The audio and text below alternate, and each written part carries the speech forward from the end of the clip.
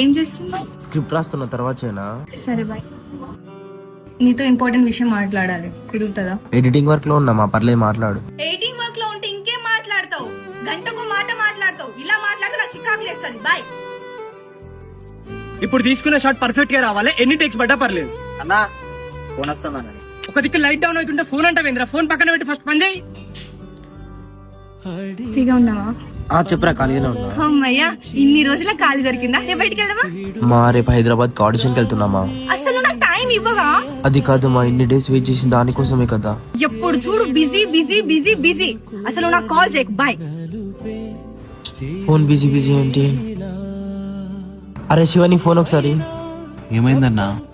నేను తర్వాత చెప్తా, బయట ఉండరా. నా నెంబర్ బ్లాక్ చేసావా నువ్వు?